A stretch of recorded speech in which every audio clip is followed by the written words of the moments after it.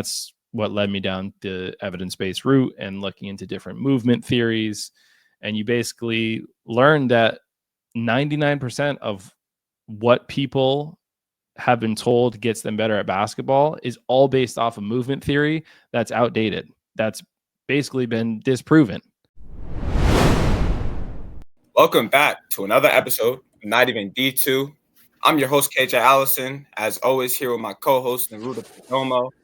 And we got a banger episode for you guys today. But first, we got to start with some sad news and take a moment to reflect on the passing of Fred Garland, member of Trine Basketball, won the national championship with them last year. He's having a really good year this year. And, you know, it really just put things in perspective for me. And I imagine for you too, just like he's a student athlete currently. And, you know, that can happen to anybody at any moment. Like it was a car accident. So, I mean, prayers go out to the Trine community. I feel for all those guys, you know, when you're a part of a team and you lose anybody to like transfer portal injury, anything like that hurts a lot. But I can't imagine like the passing of a teammate or family member. And big shout out to his older brother, Cortez, who was a part of the staff and, you know, has to deal with that. So our support and our prayers are definitely with the Trine community. I don't know if you have any extended thoughts about that, but just wanted to give a little moment to reflect on that. Yeah, definitely just rest in peace, man. It's just this awful situation. You know, I'm feeling for the Trine community. You know what I mean? That, you know, losses are never easy. And obviously you never really expect those days to come. But obviously this one was probably really unexpected. So it's really painful for that community right now. And I can only really imagine what they're going through. So definitely praying for them. Yeah. Yeah, and it is especially like during the holidays, like make sure you tell your loved ones all the time, like I'm thinking of you or I love you, just, you know, because like you said, it can happen to anybody at any time. And, you know, just cherish every moment you have with everybody, regardless of, you know, what they mean to you. Just don't take life for granted, basically. But let's go through our little Alfred and Utica check-in. I want to hear about, you know, it was finals week and now you're home. So just talk about, you know, life for Neruda right now. Yeah, everything's been pretty smooth. Finished finals week strong. Still waiting on those final grades. I think right now we are 6-3 heading into break, which obviously we want to be better just as a team. But you know, we have this little bit of a long break, and just, you know, like Coach Coffey said, a chance to look ourselves in the mirror. What do we need to get better at as a group, individually? Make sure we're staying in the gym, you know, staying in the weight room, you know, staying locked in until we have our next game, which is Brockport in January. So, I mean, everything's been pretty smooth over here, bro. I can't really complain other than, you know, just the competitor in me wants to, you know, we lost to Hobart, which is a good team, well coached before break. And, you know, the competitor in me wants to play a game tomorrow because, you know, I want to get that win right back. But, you know, we're going to wait, watch the film, and we're going to get back for sure. Nah, yeah. I mean, last year I dealt with that too. Like when you lose the game right before break, like all you can think about the whole break, or, you know, when you're in the gym, all you could think about is this opportunity, that opportunity. So I definitely know what you mean with that. Talking a little bit about Alfred basketball, we picked up a dub right before break. We're now 3-5. We beat Buff State. It was a crazy game, bro. It was down 15 at halftime. And what I really like about this team, and, you know, I haven't had this experience when we're down big, like nobody panics. Everybody still like we're fine. We went into the locker room, like there's a few adjustments we need to make. And then coach's halftime speech really like lit a fire in everyone. He was like, you guys look soft. You guys can't score one-on-one on people. And you can't stop anyone. So you're basically going to lose games if you can't fix that. And, you know, we came out in the second half. Buff State scored 5 field goals in the whole second half. So we were locked in, and it felt really good to, you know, get a win going into break. But it was also crazy, like finals week, because you got like from a student athlete's perspective, you got finals throughout the whole week. We're 2-5. I wasn't having the best like past few games, so I was just struggling balancing school and hoop. And then it felt good to, you know, kind of have a pretty good game against Buff State. I finished the semester with a 4.0, so I'm lit right now, and it's back to the drawing board. I just left the gym, so yeah, there's a lot to improve on. But I mean, we got a big episode with your boy Mitchell Kirsch. Definitely one of the like most respected trainers in my opinion. Just based off what he's done in the game already, but he's evolving and he knows he has to continue to evolve. So there's a lot we talked about with Mitch, but this is your boy, so I want you to take the floor on what you thought about, or your relationship, and then what you thought about this episode. Yeah, so with Mitch, he's obviously been like one of my probably like closest friends. You know what I mean? Like I had to think back when he was talking about the years when we started training. But so with me, like I kind of started basketball late. Like I started playing when I was like I'll say like 10, like seriously playing like 10 years old, like really getting in the gym and like learning how to play basketball. Like I'd always go to like living in New York City, always go to like parks and stuff like that. Yeah. Whatever. But like for real, started playing when I was 10. And as I got older, obviously my dad works at Phillips Exeter, which is a boarding school in New Hampshire. I used to go to like the high school like practices here because Coach Jay Tilton, he runs like a great program here. They've had a lot of success. They've won NEPSAC Class A titles. Duncan Robinson has come here. I'm pretty sure he was here the year before I got here, just on campus as a high school student. But I want to say when I was like 12 or 13, it was Mitchell's first year at Phillips Exeter. And this is like the time when I was really starting to like find my love for basketball. And I would sit in on their practices, bro, and I would see Mitch, practicing whatever. And as I got older, Mitch would see me in the gym more and more because I was always in the gym. I would be there, especially, once I got out of school, I'll be there from when I got out of school to when the gym closed. And Mitch would see me in there. And one day in the summer, he was like, "Hey, you just want to start training?" And from then on, we just developed a great relationship. He became, like I said, one of my best friends. And I've kind of seen him evolve from training me just on the side as a side hustle. So now this is his profession, right? He's training Terrance Mann, Georges Niang, Duncan Robinson, Joey Baker, Jacob Grandison, right? He's getting in the gym with so many different guys and using the constraint-led approach, which he's going to talk about this, using skill acquisition theories. Like, it's amazing to see where he's taken, the training profession, because like I really do feel like he's changed the perspective on how people are working in basketball, whether it be like, playing more live drills, using the constraint-led approach. So it was a crazy episode, man. Like a long time coming. We had talked about him getting on, I think from day one when we started the podcast, but we finally got him on and it was vibes, bro, for sure.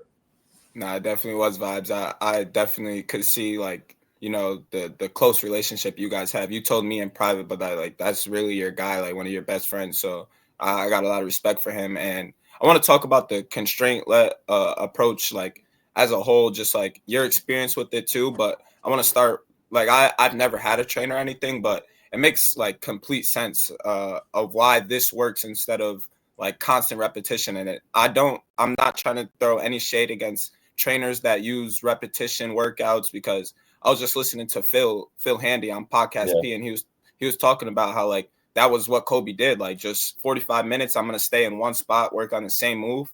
And there's some positives to that, because like when you get to that spot, it doesn't matter what the defender does. Like I know I can get to this spot, and no matter how you guard me, and Kobe's perspective, no matter how you guard me, this shot is going in because I've done it 10, 20 times. So there's no shade to people that do that. But I do think that there needs to be a change in, how some of these trainers are going about their workouts, because you like you brought it up, like you're going to have different defenders in the game. So why would you work on the same thing if people are going to guard you differently? So, I mean, like when I was going into college that off season, I didn't do any 5-on-5, any 1-on-1. Like I was strictly just doing cone work.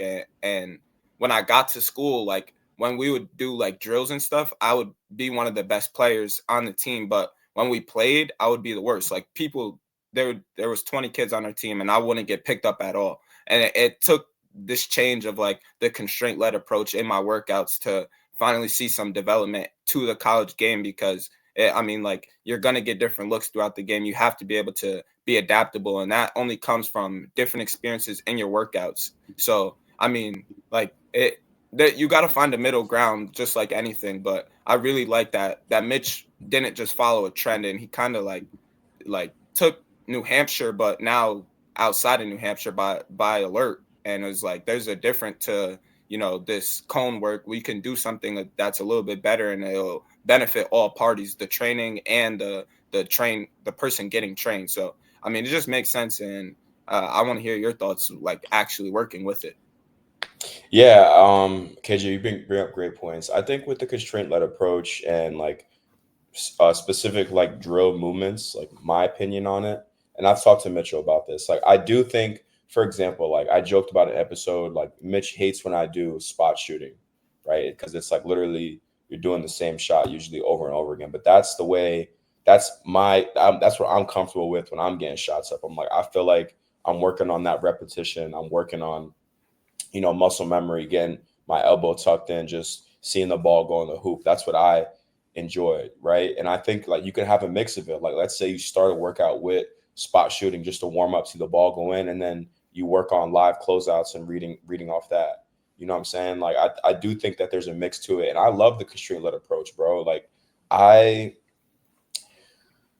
so like when I got to Utica, right, my freshman year, I was like a good player, but it was that sophomore year, that's that summer going into sophomore year where I really started like locking in with Mitch every day, training with him, playing ones or playing threes every day, where I really start to see like a jump in my game. My handle got better, my quickness got better, my reads got better.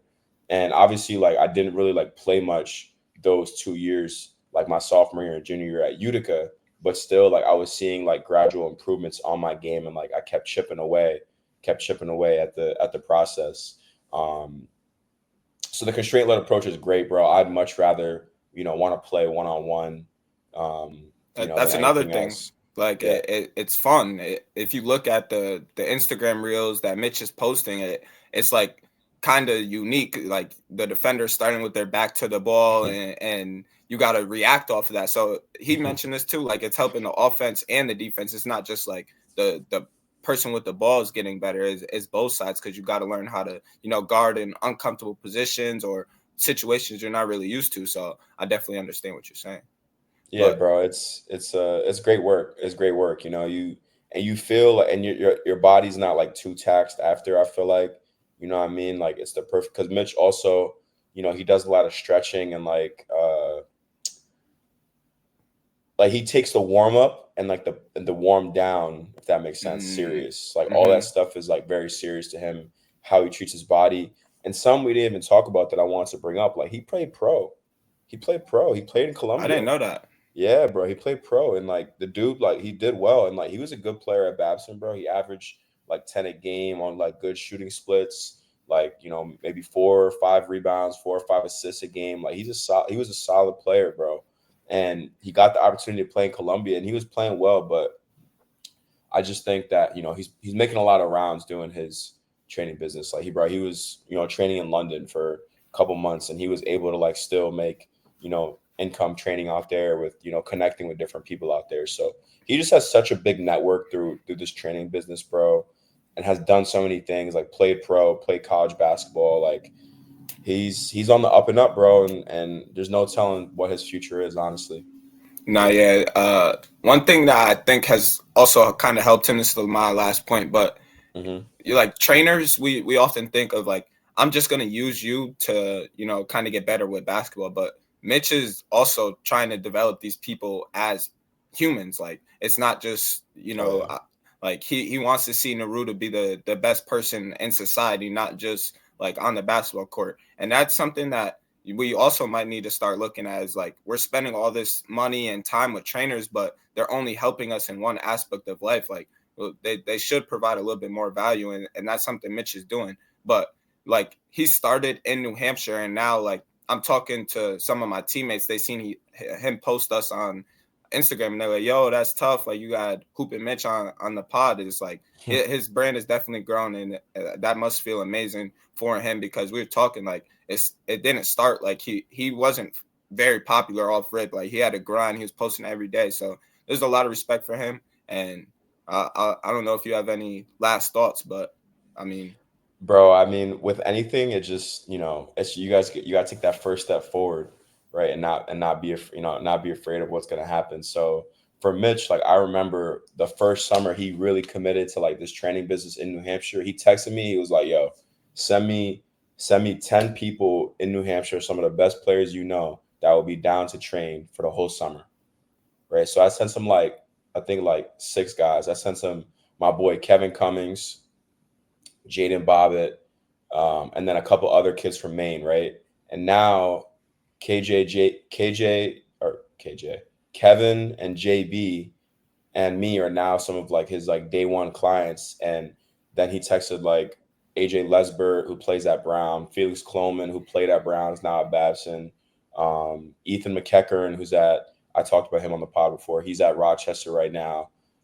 He had Cal Connolly, who's now the assistant coach, player development coach for the Lakers. He was a part of that original group, right? So it's just like he built a foundation, and he just like sent out the mass text and was like, yo, this is Mitch, this is what I do. Like, you guys come in for a free workout, and if you guys enjoy it, let's keep working. And then from then on, his clientele like list just built, and seen like Duncan Robinson seen the Instagram reels and was like, yo, you got some kids in the gym. Like, whoa, all right. You got some motion. You know what I'm saying? So like all it took was that first step forward, and now he's taken off. So it's good to see. Yeah. But I mean, we talked about a lot with Mitch, getting into the training business. What inspired that? What inspired adapting the constraint-led approach? Because, most trainers are still working on this cone one or, repetition stuff. So, and finally, like kind of what's next, what motivates Mitch, all that is covered in the episode. So let's hear from Mitchell Kirsch.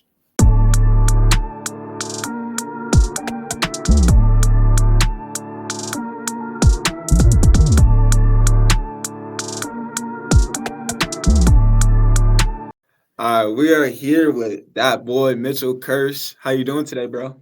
I'm doing really well. I appreciate you guys having me on. Yes, sir, bro. It's a long time coming. We've definitely we could talk about this for a little bit. So glad to get you on, bro, for sure. I appreciate it. I'm really excited. I think this goes back full circle for us, Neruda and KJ. I'm super pumped to get to meet you in person finally after seeing your face on either IG or whatever else doing this pod. So love what you guys are doing. Yeah, appreciate that. So I want to start just like, you're a professional trainer, and we haven't had a trainer on the pod yet. So I'm kind of curious, like, what's the day in the life of a professional trainer? It's a great question, and it definitely depends on the time of the year. So in the summer, the busy season, for me, it's wake up and I'm pretty much in the gym all day long. I'll try and sneak in a quick breakfast, maybe a coffee on the road, but we're getting to the gym around 8 a.m. And this past summer, usually 8 a.m. was with Joey Baker, former Blue Devil, and then played at Michigan. He's now in his second season in the G League. So we would go early morning, and then we would start in Manchester, Mass by the sea with our Elevate group there, which was a little bit of a younger group, so mostly middle school and high school kids. And so our other trainers would come, and we're running that with pretty big numbers. And then about halfway through that, I'll break off. And we had Jordan Miner in the gym, another guy who actually made another G League roster. So he'll do his individual with me and a few other coaches as the rest of the guys are finishing up in the weight room.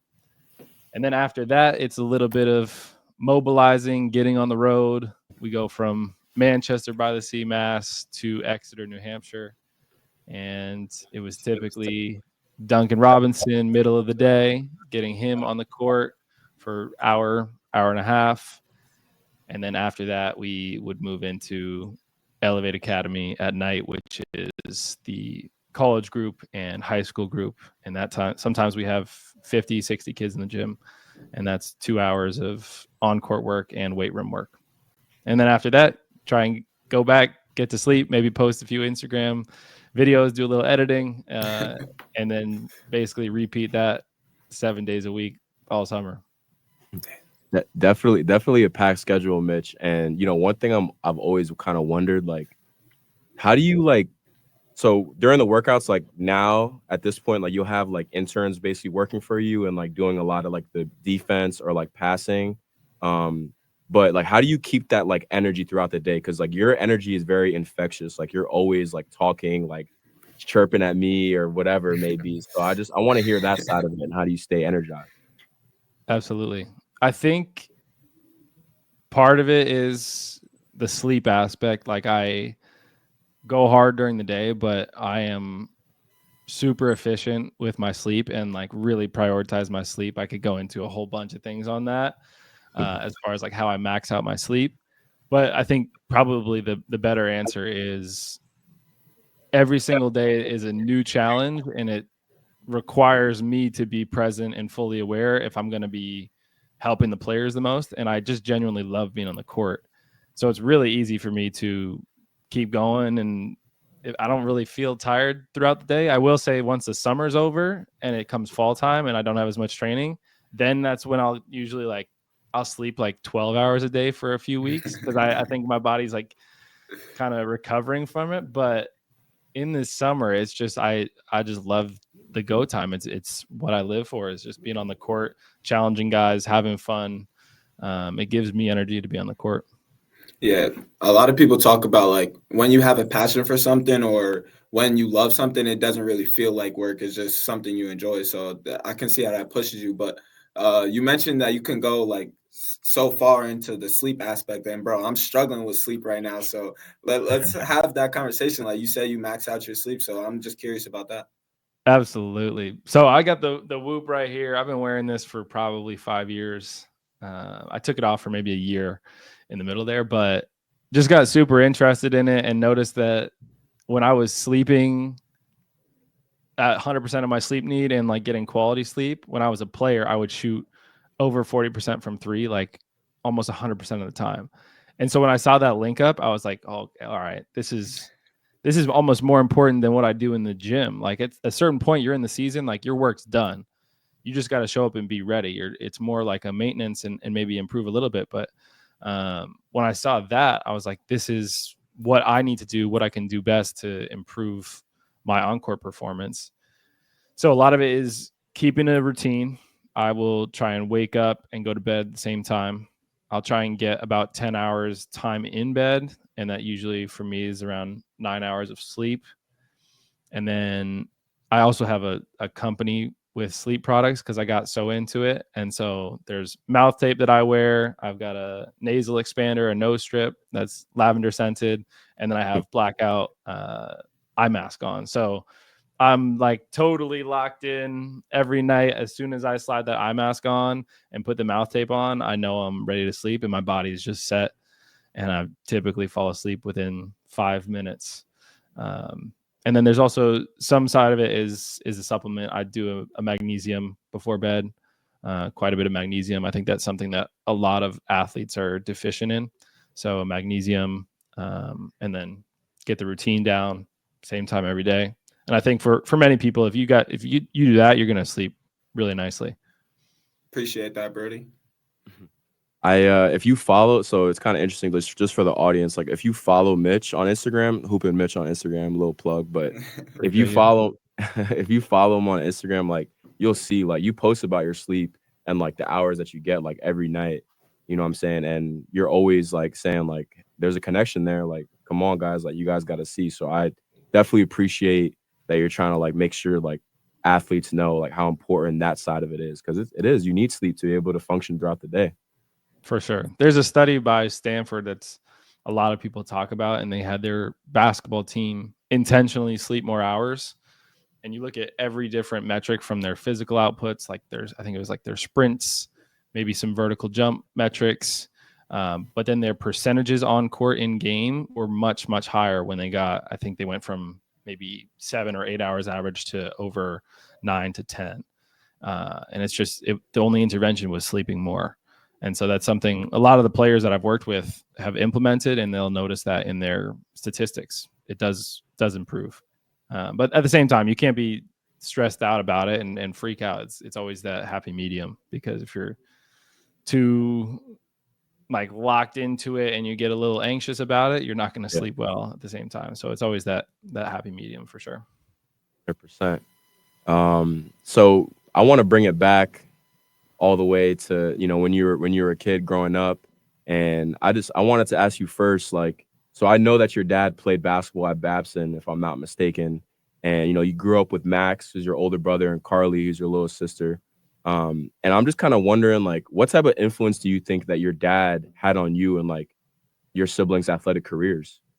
My dad is the biggest competitor that I know. He texted me today, fresh off of 2 meniscus surgeries, about pickleball when I get back and how he's going to beat me in pickleball. Like, he is going to beat you. He's a dog. No chance. He is good, but I don't know. He might. Like, that's why I keep training, because I got to be ready. And like, that's always how it was. He never let us win. And I think when we got close is when we stopped playing basketball. He stopped playing because he was like, I'm not going to let my kids beat me. But up until he was probably in his 50s, and we would still be at Exeter playing one-on-one. We designed the drills, actually. This was like the first sneak peek into the constraints-led approach, which is what I do 100% of the time now. But my dad had designed a one-on-one game so that he could continue to play with us. And it was called 3-2-1. Neruda and I played this summer. And so you get 3 dribbles. Once you get to 7, you get 2 dribbles. Then get to 7, you have to score 7 points on 1 dribble to win the one-on-one game. And that's the game we played almost every single day. My brother, my dad, myself, and we would just compete. And my dad kind of designed it that way because he didn't want to have to guard us doing a bunch of different dribble moves, but he knew he could get to his spots and just shoot over the top of us. So he just instilled that competitive fire. And for me, as the youngest of all of them, I had to find ways to scrap, because physically they were going to be stronger, taller, faster for much of it. So I just had to find new ways to do it. And I think that's part of the reason why I just was so competitive as a player. It's because that's the only way I could ever have a chance in my own driveway. 100%. I mean, we talk about a couple of different things, but when you talk about competitiveness, I mean, I've seen it, especially from you and your brother. Like, I remember vividly when, I was going to school in Exeter, and I remember you guys had gotten to, let's say, an argument during a pickup game in front of a bunch of college coaches, you know what I'm saying? But then when you guys played like maybe Tilton or something like that, and someone hit you with a hard screen, Max came down the next end and popped whoever hit you. You know what I'm saying? So that competitive fire I've always seen in you and your brothers and your dad and Carly. And, I'm just wondering too, so you actually went to Babson for your grad year. So I'm wondering, how much of an influence did your dad playing at Babson have on you to go there? But also, like, what was your mindset heading into that year, and what was it like competing for a program like Babson?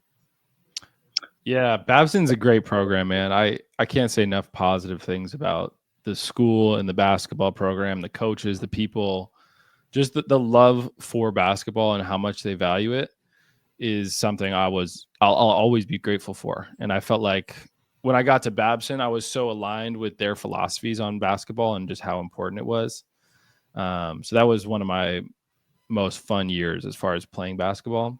And with my dad, like, it's funny growing up as a part of those one-on-one battles. Like, that was always the joke. It was like, I'm going to be way better than Babson. Like, you kidding me? You played at Babson. All right. And like, he's still watching his film from 1900s where he, there's no 3-point line, and he's showing me how to make a correct bounce pass and all this stuff. I'm like, come on, Dad, this is Babson. Like, I don't want to see this stuff. And then, fast forward, I had basically finished up at Claremont and had that extra year because of COVID. And I was looking for schools that, 1, took basketball super seriously, and 2, had high academic 1-year programs that were aligned with my interest. And at that point, I had already had the training business going, and Babson had a really awesome entrepreneurial program where you would essentially take the business or idea or the one that you had and try and elevate it within that year.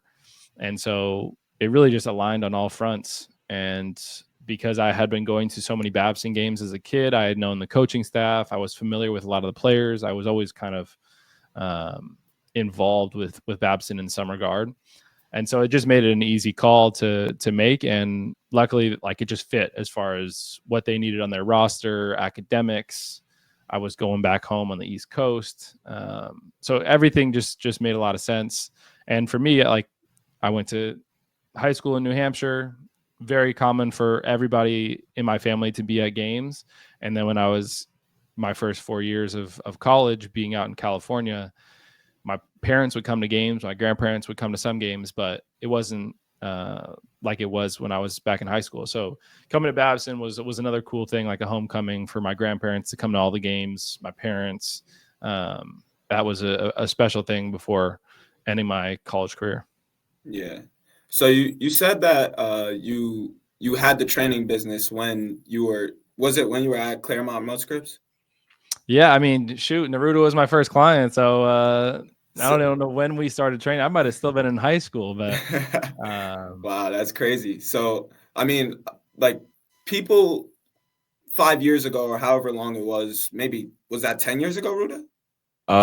So I think real, like, when we really first, like, when Mitch asked me to first get in the gym, I was gonna be a sophomore at Kimball Union. So it was 2016, 2017. It was that summer. So that's my sophomore year. So 6 years. That's a minute ago. And like, training, it's become popular now. It's become popular now, but back then I imagine, like, there wasn't a ton of buzz in that field. So my question for you is basically, like, what made you want to get into the player development or training side of things? Because, like, coaches talk about how it was a coach that inspired them to get into coaching, or is an event that happened that they knew they wanted to get into that field. So I just want to hear from you what inspired you to get into player development. I think a huge part of it is just being from New Hampshire, where there aren't just a ton of hoopers. There aren't pickup games that you can go to whenever. And so a lot of your development in New Hampshire is just you're in your driveway or you go to the gym by yourself. And it's really common for there not to be another person in the gym for 3 hours. And so Neruda knows it well. Like, that's kind of how you grow up in New Hampshire. If you want to take basketball to the next level, you got to be probably doing more than other people, because you don't have the ability to get as many live reps. You don't have the fierce competition. Like, there are just a lot of environmental factors that play into it, and it has to be a self-driven thing. And so as a part of that, I knew if I wanted to play in college or play professionally, I had to take my training super seriously. And I essentially had to become my own trainer. And that's really where the love started. And then just spending so many times in the gym, that became the place that I knew the most and enjoyed being the most.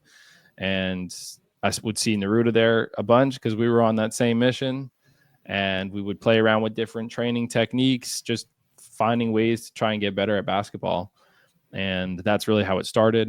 And it's just kind of developed from there. You really see it's not really about basketball. It's more about developing into a person you want to be. And basketball is just the medium for that. And so that's how it started. And that's where it's just continued to evolve to, like, basketball is still the medium. That's not the end goal, but it has a really cool community. And I think now in New Hampshire, what I'm trying to build is something that Neruda and I didn't have growing up, where you can get into the gym on a random summer night and there are 60 kids that are probably the 60 best kids in the area really competing. Because if we had that growing up, I think we would have done more with our careers. Like, we would have been better players, and we probably would have had a better community in the sport. So that's what we're trying to build. And that's largely where it started, was just basically being alone in the driveway, wanting to get better and having to do that on my own, just figure it out. Yeah, I love that answer, bro. And I find that interesting. I don't know if you know who Dom Lamorta is, but I was talking to him before. He's a trainer as well. And he was saying how his influence was just being in the gym by himself and realizing, like, I got to get better on my own. And that led him to, finding his passion. So I feel like that's pretty interesting. But I mean, we talked about how Ruda was your first client, and 2016, Ruda was telling me that he was asked back in the day. So so one, I want to hear, like, what you remember about, first getting your first client being Ruda, and then how that kind of stapled your passion in the industry of training development. For sure. We got to take some time to give Ruda his flowers here, because I don't think there are many players that would have continued to get in the gym and just grind, and to become the player he has become today from where he started is a remarkable journey. Like, he would just continually show up, and it was for the love of the game. Didn't matter what anyone else was saying. He was going to show up and he was going to compete, and doing that day over day for over 10 years, he became a really, really good player. And I think seeing that from you as a sophomore, I was even watching him when he was younger, when you probably couldn't even make a 3-pointer, like, to go to now, like, you hold the record for many of our shooting drills, and that includes some of the best 3-point shooters in the NBA. Like, that growth and that trajectory is a testament to Ruda just staying in the gym and just showing up every single day. And when I would tell him something that probably many people didn't want to hear, he just took it to heart, maybe thought on it for a few hours, and then the next morning we're back in the gym, and so that's really what it is. I don't honestly remember the question, but I just want to give Ruda his flowers for consistently putting the work in, consistently competing, because if you can do that, it doesn't matter what you're doing. If you consistently do something with intensity and you have a goal, you're going to get better at it. Yeah, so I know you said you forgot the question, so I was just kind of curious, like, how that kind of stapled your passion and like getting your first client and seeing that grow from there. For sure. I would say, like, Ruda is a great example of, like, we used basketball, and he got so much better at basketball, but because of all the things he learned along the way, now look at what he's doing in society. And a lot of it is still using basketball as a medium, but inspiring so many other people, getting this message out about Division III players, still competing at a super high level. Like, that is what fires me up. And for me, it's the same journey. Like, I'm still using basketball to try and become a better person. Like, it teaches me a work ethic. It teaches me commitment, consistency, resilience. There are so many things from basketball that people benefit from. And so that's the fire, and that's what motivates me for sure, is just using it as a medium to become a better person and learn more about the people around you. Yeah, I mean, shout out to Ruda. I mean, he's impacted our lives greatly, so we're just blessed to know the kid, I guess.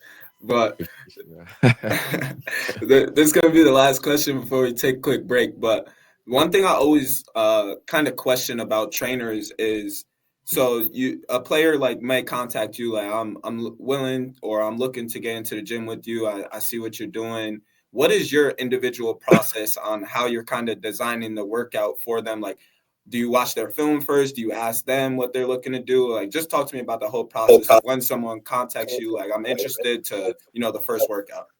For sure. A lot of it depends on the level, because now it's at a point where we've got a lot of different programs for a lot of different levels. So if we have somebody, for example, that's at like the G League level, a lot of that will be probably communicated through the agent of dealing with how we want to progress with their development. And we'll take maybe some development cues from some scouts or maybe their previous college. I'll talk to a lot of their coaches. I'll talk to the player themselves. And we really try and get a full picture of where they're trying to go with basketball. And especially at that level, like, it's a personal choice.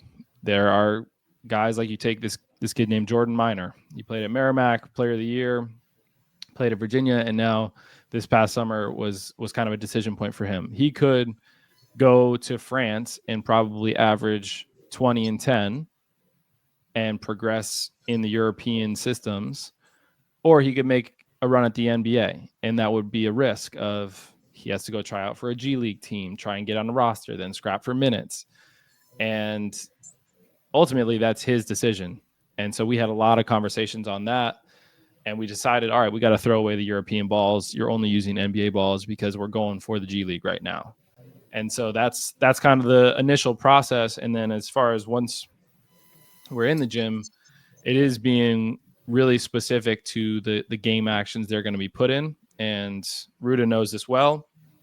If we're doing an individual workout, that usually means there are at least 4 people on the court.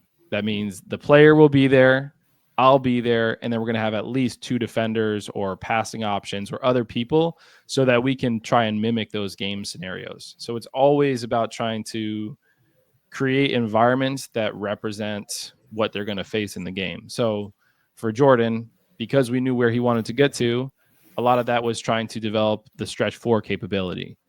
And so we spent a ton of time out of the pick and pop scenarios, reading the right defense, whether that means shooting the ball, maybe it means rolling, attacking a closeout, and just getting a ton of reps in those scenarios. So he's facing a lot of variability, but in one workout, he might get an equivalent amount of reps that he will get in maybe 10 games.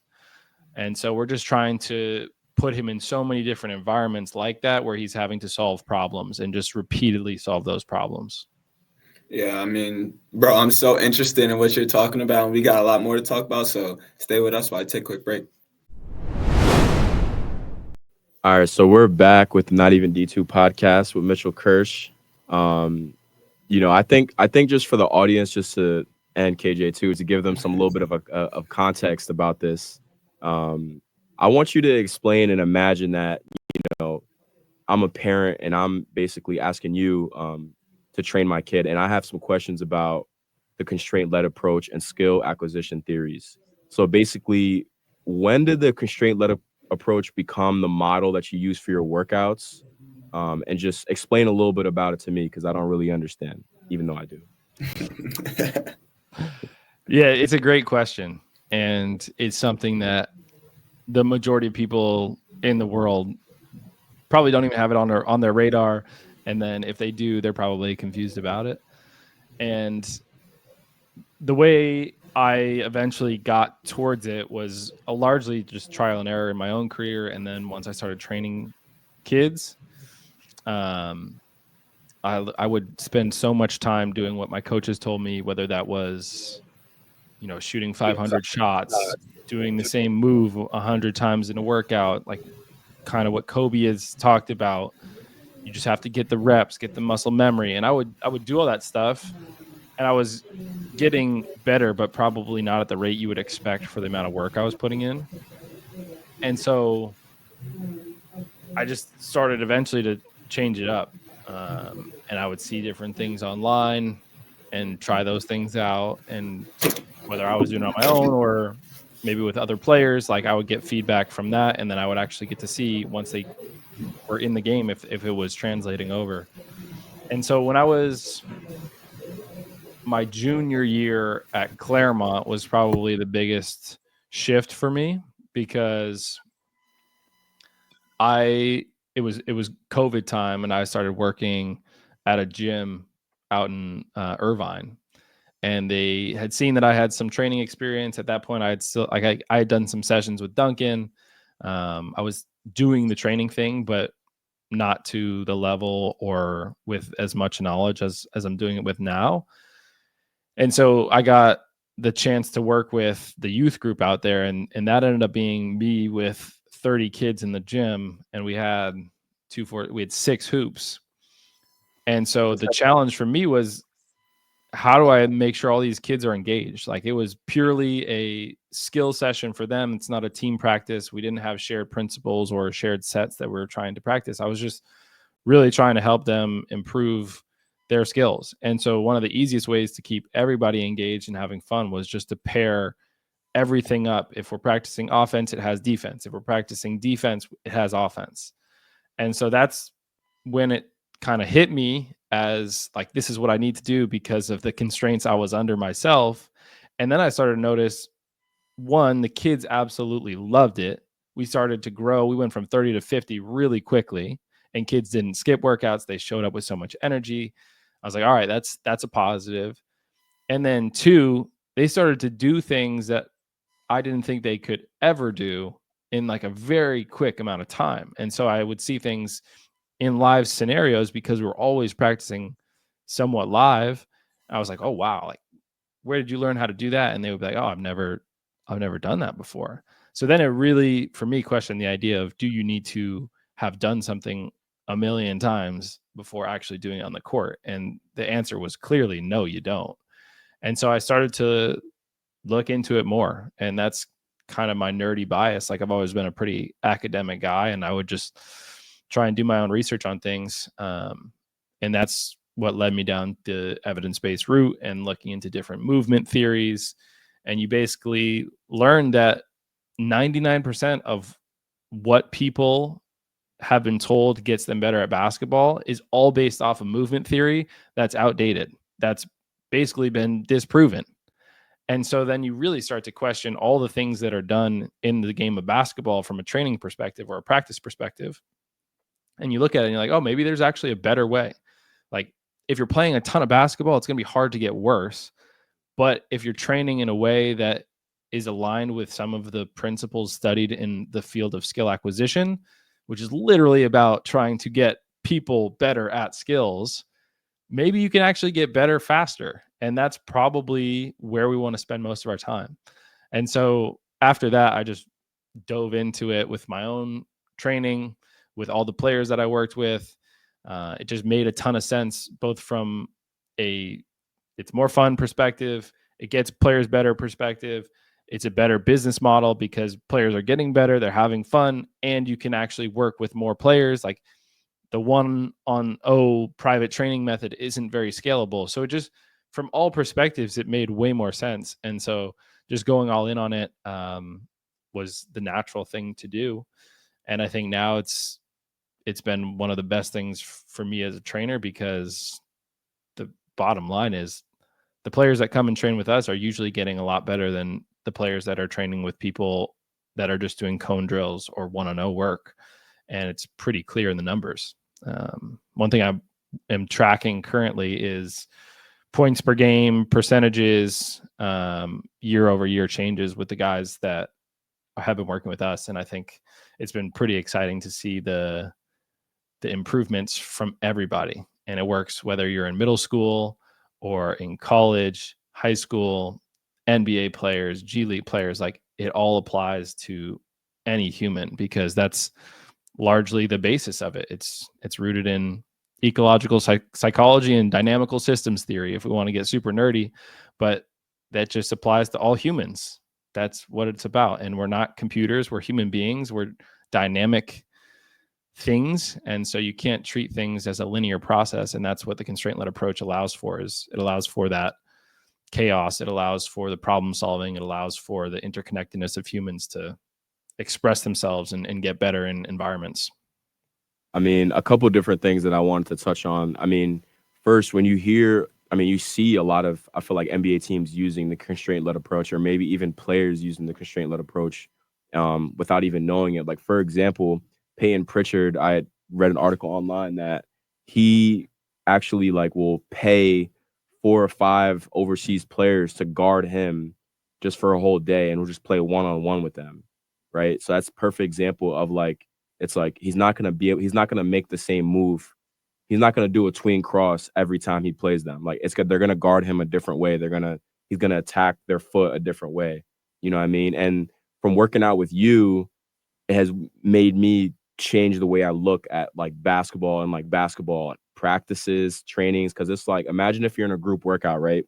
And the coach is telling everyone in the group, all right, you're going to go to this cone, do this crossover, and then split the screen, right? But then it's you're in a group workout with 4 or 5 guys. Why do we don't have the biggest kid send the screen, and then whoever's guarding the screen, they have to have a different, they have to guard it differently every time they use it, right? So it's giving the player a different read so they can make. So when the game time comes, it's all right, I've seen the head screen. This is the play. This is a play I could make. You know what I mean? So definitely working out with you has changed the way I look at, my own practices, training, the way I work out. I know you still get mad when I do spot shooting. But no, definitely, bro. You're definitely changing the way people look at hoops, bro, for sure. I appreciate that. I mean, you look at the NBA right now, 2 teams that are heavy invested into the constraint-led approach are the Cavs and the Celtics. they're doing pretty well. And they're they pretty talk good. a lot about embracing the chaos and setting up their players in situations where they need to solve problems that are similar to what they're going to face. Like it just makes sense if you think about it from some common sense standpoint. Yeah, one thing I was wondering, like, you have your own philosophy training, and there's tons of trainers like on the internet, they post their content.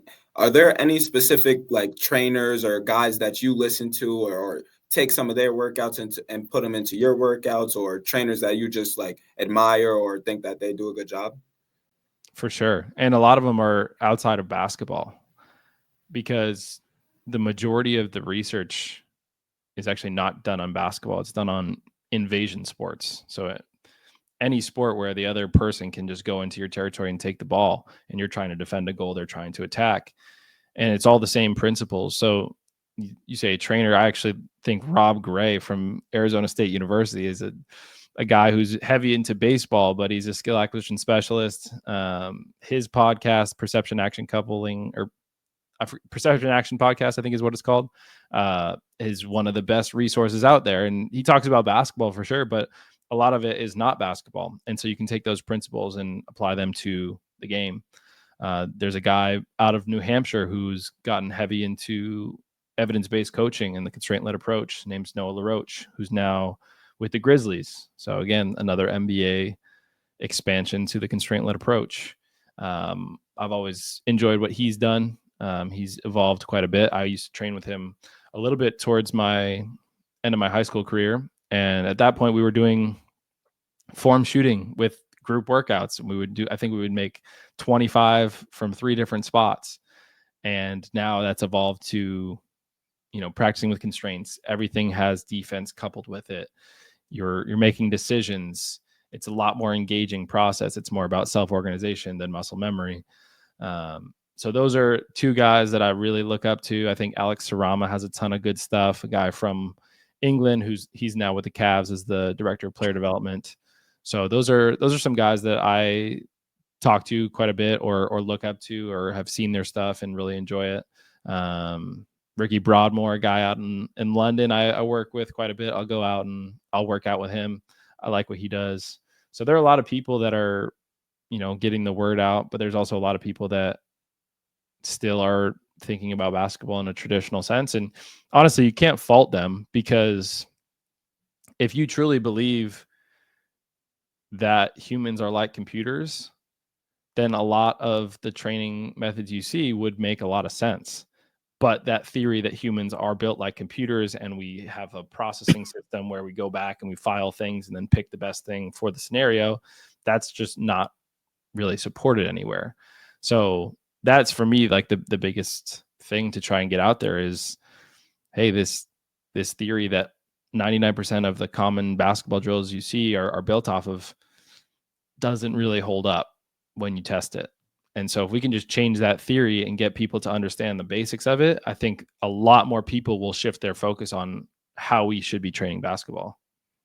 One thing that I can respect about you, and how you've kind of inspired me, is like, you've never really cared what anyone else has said about this, your journey into the constraint-led approach, skill acquisition theory, perception action coupling. Like, you've never cared about the response. You've just been like, this is what I believe, and I'm gonna go 2 feet. I'm gonna dive 2 feet in, and I'm gonna help teach you, and I'm gonna explain to you what I think. And if you disagree, that's your prerogative. You're allowed to do that. You know what I'm saying? But you've stayed true to who you are and what you believe, and I respect that. And that's for anyone. Like, if you really care about something, if you really believe deeply about something, then don't stray away from it. Just keep going, keep believing in it. So I definitely respect that about you, bro.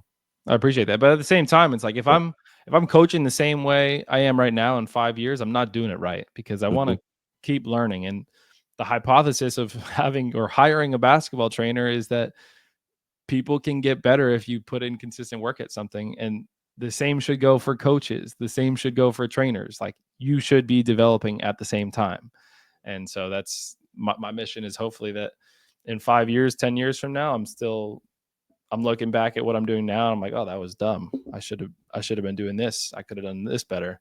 So we'll see how it evolves. But I do appreciate that. You got to drown out the noise at some point, because many people that you hear from, especially if it's on social media, guarantee they don't do even a fraction of the research or have the experiences of working with hundreds, if not thousands, of players like we have. I mean, constant growth mindset. KJ and I talk about this all the time. I mean, that's the trademark of a great coach. So not surprised that you got that mindset, Mitch. But this gonna wrap it up. Honestly, I have one last question, but it's been a great episode talking with you, man. And I'm glad we were able to get you on. But you kind of talked about this in the beginning of the episode. You have basically kind of come onto the forefront of New Hampshire basketball and kind of changed the perception, I think, when it comes to like New England basketball, of like where New Hampshire is in that place, if that makes sense. And you change the culture within the state, right? Having like 60 guys all from New Hampshire all in the gym at the same time. So I'm just wondering, like, how does that feel for you to have that type of impact on a state where you grew up in? I appreciate you saying that. I don't think about it too much, to be honest. For me, I just like being in the gym with guys that are competitive and that want to get better. There were definitely a few moments like this past summer when I would, be sitting in the gym and just you look out and you see how many people are there. You see all the coaches just giving everything to the kids, and you can reflect and be grateful for it.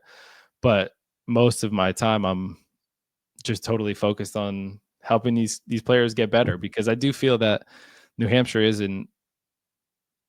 I wouldn't say it's underrated, but people don't give it enough respect. And there are a lot of great players that can come out of New Hampshire. And I think if we just kind of pool that talent, we can do a lot of great things. So really, really appreciate you saying that. But I guess my philosophy is just day by day showing up. And if we can just make tiny improvements every single day over the long run, then the whole group will get better. 100%, bro. You've been saying gems throughout the episode. I really like what you're saying. I wasn't too familiar with, like your business and your training philosophy, but I'm a big fan now, so I appreciate that. And we're gonna end this episode with a little rapid fire, starting 5 edition. So let us know when you're ready for rapid fire. Let's do it.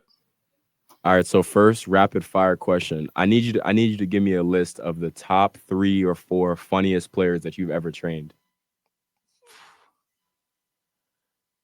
Carson Curtis, shout out Carson, little middle schooler. He is one of the most personal dudes. He's in that top 3. I'm probably going to throw in AJ Lesbert. Just ruptured his eye, regenerated. He's back. He's shooting with some wearing the goggles, bro. He's been playing pretty well. He makes probably the weirdest noises after he screws up in training. Will also come with the craziest fits in training too. Oh yeah. And then third, it was crazy or funny or just funny? Funny.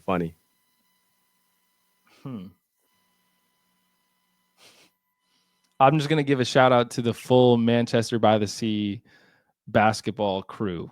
They are just as a group, some weird dudes, but they will make me laugh. I mean, honestly, I'll throw Cal in there too. He's a coach, but Cal is hilarious. Shout out Cal Connolly, man. Player development coach with the Lakers right now, doing big things. Definitely shout out my guy. Next rapid fire question. So we usually ask coaches like their favorite memory from like their time as a coach. So I'm just wondering, I know you're in the gym all the time and you're training so many different guys, but if you have like a specific memory, and maybe it doesn't have to be like when you're on the court, maybe an off the court time where you were just chilling, hanging out. Do you have a memory like that you cherish? There was definitely a time this summer where we were at Govs and we had 6 NBA guys on the court all at once. And that was a really cool moment for me, for sure. Because in general, New Hampshire doesn't have a ton of NBA talent. We do have some hoopers though. But to have everybody there in the gym competing with Elevate basketball was a cool moment for sure. So I would put that one up there. I think we'll have a lot more of those moments this coming summer. And then I'll put another one up for grabs. I think it will be one of my prouder memories will be watching Neruda on senior night. Hey, let's go, man. I'm definitely excited to have you there, bro. It's gonna be a full circle moment. honestly, another memory. I know it. You didn't ask me about a rapid fire question, but another memory that I have. Can I do that? I can ask you guys rapid fire. Hey, maybe another time, man. Because I don't know if I can come up with answers on the spot like you. But one memory that I do have from like your time training was when we went to Las Olas. It's a little burrito spot, KJ. I'm gonna take you there when you come to New Hampshire. We went to Las Olas after the last day at Elevate 2 summers ago, and like everyone was like laughing, having a good time. We were all sitting there, and I was like, "Bro, this is what you created. Just always remember that shit. It's never been done before." So definitely a memory that I have from you. Appreciate this. Yeah, 100%. And then last rapid fire question. I know you're not a big like music during workouts guy, so I'm gonna ask this: who do you think the guys who have played music during the workouts, who got the best playlist? I got to hear this. This gonna cause some controversy. Oh, absolutely. We could go. This could be a full podcast on itself. Ruda, you do have good music, especially when He does. When I want to listen to any Spanish music, like I appreciate that, and you always have it queued up. I will say Duncan also has a really good playlist. I like his music. I think he's a little niche. But after he played Morgan Wallen, then all of a sudden I catch Ruda listening to Morgan Wallen the next workout. So now I'm curious if Ruda's taste is truly his, or if he's just stealing it from other people. So you might have cracked the code. But Ruda's good. Duncan's got some good beats. I don't know who else I trust. I would guess like Noah Googs I would trust on the aux, honestly. Ethan, Kev are probably – Kev's questionable for sure. Ethan would have an opinion for sure. I don't know what he would play. I think whatever Ethan would play, I wouldn't believe he would actually listen to himself. But we could go down the list. I think I would have to give Duncan the medal just because like he plays his music every single workout, and I typically like it. So. He's unapologetic about his music, so I can't even hate on it. Yeah, it's a lot of country. Quinn XCII or however you say his name. He's got good music for sure. I respect that. So we're gonna end this episode with a little starting 5 edition. So basically, if you're a coach assembling a lineup, point guard through center, who's your lineup gonna be? And this edition is gonna be the best players that you've trained. All right, that's a good line, a good question. All right, I'll put shooting guard Duncan, and also just say like where they're playing right now. Obviously, we know Duncan. Okay, but Duncan, Miami Heat. I'll put small forward Georges Niang with the Cavs. I will put point guard.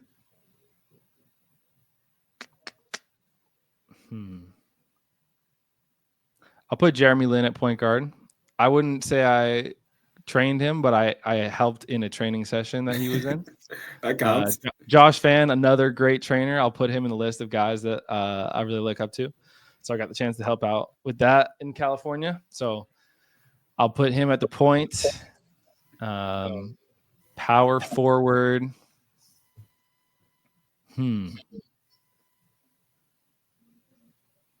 Power forward, I'll put Jordan Minor. That's my guy right there. I could put him at a stretch. I could put him at the 5 too if I needed to. So now I'm looking for a 4 or a 5.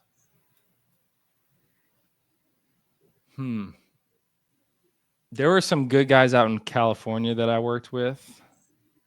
Some guys that went to USC. Trying to think. Some guys at BC, pretty solid. Some guys at Harvard that like just the big guys in general are pretty solid. But if I had to, maybe I could slide some people up. Like I could put Duncan at the small forward and George at the power. And then, I feel like I'm going to be disrespecting people. Like I have to put Terrance Mann in there, but yeah, like I haven't trained him as much. And then I'll put Joey Baker and Jacob Grandison as Jacob Grandison's coming off the bench, maybe, or Joey off the bench for the sixth person. I'll just slide everybody up. So that's calm. Jordan's playing the 5. He's G League with the Long Island Nets. We got Georges at the power forward Cavs, Duncan small forward Heat, Joey Baker, Grandison, both G League guys. Grandison just got hurt, unfortunately. He was with the Warriors G League team. And then Jeremy Lin, I don't know where he's playing right now. But yeah, that would be my 5 for now. That's a tough lineup, bro. You train some elite players. That's tough. But yeah, Neruda's coming off the bench too. I heard you. Yes, sir. He All I got need is coming off the catches, bench too. sparking, yeah. But that's going to do it for another episode. Not even D2. We definitely appreciate your time, Mitch, and this is a really good conversation. Looking forward to, seeing what drills you post on IG coming up, and keep up the good work, my guy. I appreciate it. Thanks for what you guys are doing. So before we end the episode, we're going to introduce a new segment called Only in D3, where Neruda and I will tell maybe a funny story or, just a general story that you only hear in Division III athletes, or what goes on in the day-to-day life as a Division III student athlete. And it could be from, our whole career or this past week, but just lighten the mood a little bit, preferably something funny. So I don't know if you want to go first or if you want me to start, but well, let me know. Yeah, I mean, all right. So let's hopefully it's funny. I guess comedy is subjective, so we'll see. Yeah, but I didn't want to go first because I didn't know how people were gonna, judge mine. All right, I'll take the fall. It's all right, bro. All right, basically, okay. So let's start it with over finals. We couldn't really practice that much because obviously of finals, everyone had different final schedule, and I don't think you're technically like really allowed to get in the gym really. Mm-hmm. But like, some of us had to organize like playing 3-on-3 and stuff like that, making sure we were still tapping the lab, getting shots up and shit. Whatever. So we play for like finals week, and towards the end of the week, we start practicing that Thursday, Friday. So we get to Thursday, Friday practice, and it's fine. It goes well. And on Friday, coach is like, all right, I'll see you guys tomorrow. Saturday practice, we're gonna get it. We're gonna, get some work in, whatever. So I get up early Saturday morning and go get some shots up before practice, right? And I'm stepping on the court, and I have like relatively new shoes, my D-Books, and I'm like trying to like step when I get on the court. I'm like sliding, like my foot just keeps like sliding. I'm like, yo, this court is fucked up. Like, what's going on? So I walk around the court, and it's still like it's my feet are just like, it feels like my shoes are like greasy maybe. I don't even know. So I'm like, all right, yo, this court is messed up. Maybe it's my shoes, whatever. So we go down to film. We watch film on Hobart. We go upstairs, and bro, everyone is like, yo, this court is off right now. Like, what's going on? So Coffee starts telling the assistant coaches like, yo, get the brooms out, get the mop out. So they start mopping the floor, and Coffee goes, all right, I need everyone on the baseline. We're all going to start walking a straight line. And if you find a greasy spot, you're going to stop there. So we start walking, and I'm like, and everyone, like the first 30 seconds, like, yo, there's a spot right here. There's a spot right here. There's a spot right here. And you see Coffee like stressing. So he's like, all right, put your shoes in try to put your traction in like the little, like the water for the mop, like see if you get some like traction off that. So we're looking at him like, yo, this is not gonna work, fam. Like the court just messed up. So we put our shoes in like a little mop water, whatever, try using it, still doesn't work. So after countless tries of like trying to get the court, like Coffee's like trying to mop the court up, it doesn't work, bro. The court is still slick as hell. And we started, he was like, all right, we're gonna practice, but we're gonna do like some shooting. And he's like, I don't want any guys like exaggerating or acting like they're about to fall. Like, just be careful. We're gonna like take it slow. And we ended up like, just getting shots up and like walking through plays and stuff like that. And that was it. But that's basically my only at D3 story. The court was messed.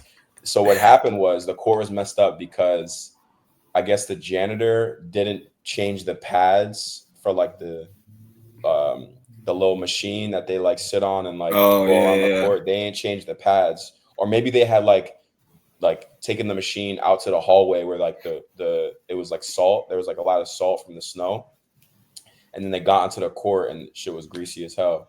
So they just had to change the pads, and the next day the court was like back to brand new. But only at D3 some shit like that would happen, bro. Bro, like I go to Alfred, so it's like in the middle of nowhere. The weather gets bad. Anytime it snows, rains, any humidity, like the court is just always messed up. There was one practice, I think it was my sophomore year, like there was like 4 people that fell like pretty hard because the floor was just messed up, and that shit that you won't see at other divisions. But mine isn't kind of like as funny as yours.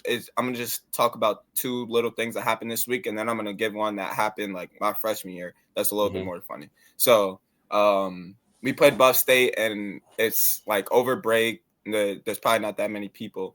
Coach Kemphy walks up to me, is like, "Okay, what we think? Over under 15 people at our game?" And it's just like, damn, bro, like we're not gonna play in front of anybody today.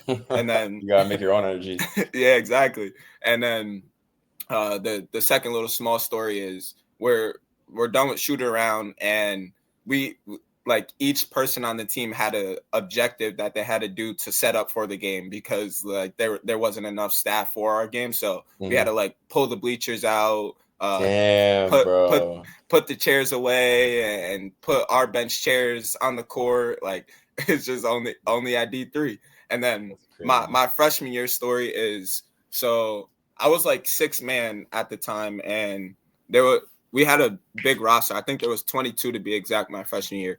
And like I went in the game, I'm feeling good, like my legs are good, and then I get subbed out, and I'm high-fiving everyone down the bench, and I realize like, yo, there's not enough seats. So bro, I deadass had to sit on the ground for the next like however long I was subbed out, just watching the game. So I get back in the game, and my legs are fried now. Like I just like they were cold. Yeah, they were cold. They were sore because I was like just sitting down with my knees covered.